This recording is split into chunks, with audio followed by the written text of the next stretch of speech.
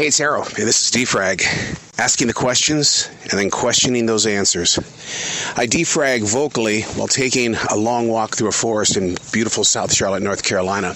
I call this walk a transition walk. It's every day because I know that mentally and spiritually we all go through transitions. We just don't take the time to really listen to them, to understand them, to build upon them.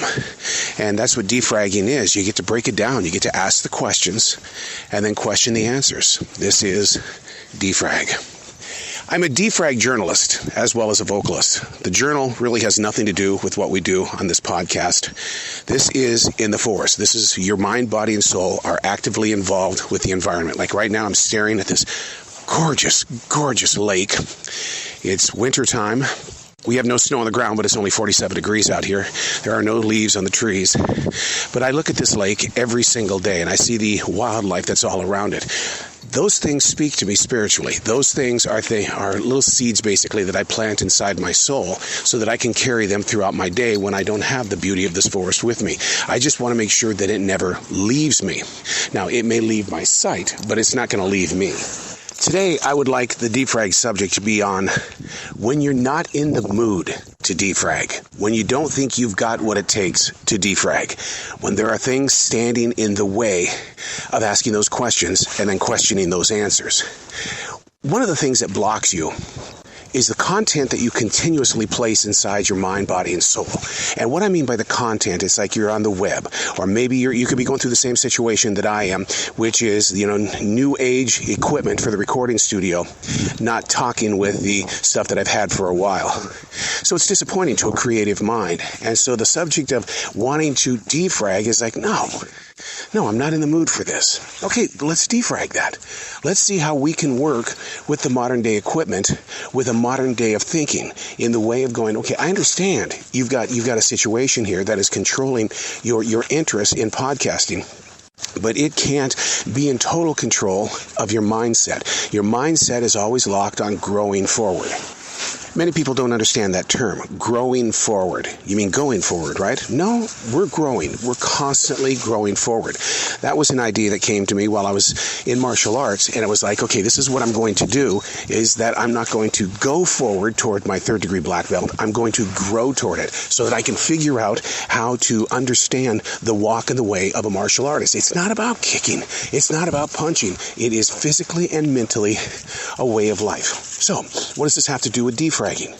Defragging is getting into the mind, body, and soul, like that of meditation. It's getting deep inside the core of your system, where you're running into a day where it seems like every time you turn around, something is stopping you from doing what it is that you normally do. You can't deny it, nor can I. But when it really comes down to it, we are so lenient on when we don't want to do something. It's like, okay, I'm fine with that. You're not in the mood to defrag today? Okay, we'll get it a different day. When you know for a fact that your daily discipline is to get inside the veins of that living soul and to listen to it, to ask the questions and then question the answers. And you're not going to get anything fixed if you just say, okay, you're not in the mood today. Well, you don't have to be in the mood to be a creative person. It is what you do naturally. It is what you're doing even when you're not in the mood, because now you've created a way to stay out of the mood and basically give yourself way too much baby loving. We always let the kids, they fall, and it's like, oh my God, they fell. You know what? They fell. Kids fall. It was like when my grandson learned to ride his bike. About 10 minutes afterwards, he crashed it. I looked at him and said, welcome to riding your bike. He really didn't understand what I was saying. It's like when you drive your car, if you have not wrecked yet, okay, congratulations, you're one of the lucky ones. But somewhere along the line, you're either going to get hit or you're going to hit somebody, and then you have to deal with that as well. So as I walk through this very busy forest today, in the distance you can hear that there's some sort of construction taking place. But I'm not going to let that get in the way and become an excuse of my defrag. Sure, you want me to turn it off? I can't. The reason why is because today, that is the subject. Why don't you want to defrag? What is your reasoning for wanting to tune out and not listen to what is going on? And now that is probably a tough goal right there. How is it that you can physically listen to yourself? You mean those voices in your head and heart? You know, the ones that keep you awake at night? The ones that you've always labeled, man, these are big, mean, nasty monsters? Well, what happens is that they're not. They're awarenesses. It is part of your shape-shifting that you do each day.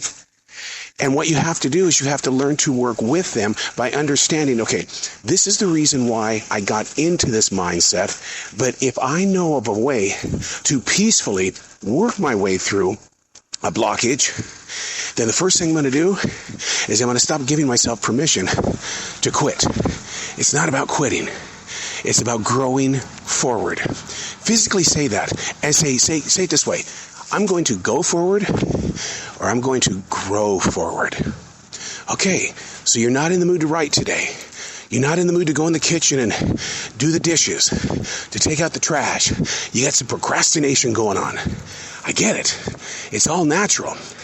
But when it comes to getting the job done and understanding where your place is in this moment of now, sitting around, binge watching TV, or messing around on YouTube looking up for song videos and documentaries, where's the benefit in that?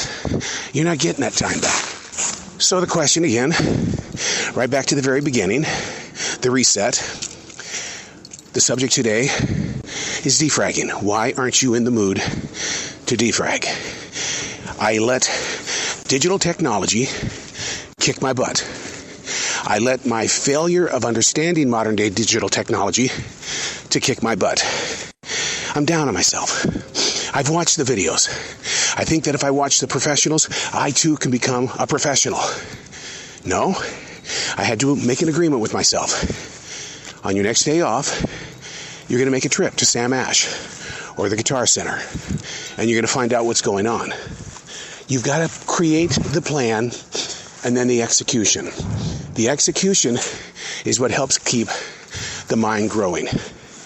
And by the way, if you ever come to my town and you walk up Heartbreak Hill with me sometime, you got to bring an extra set of lungs. This is one of the nastiest, biggest hills I've been on in a forest, and we just call it Heartbreak Hill because its mission every day, no excuses, to kick anybody's ass if you're walking or running.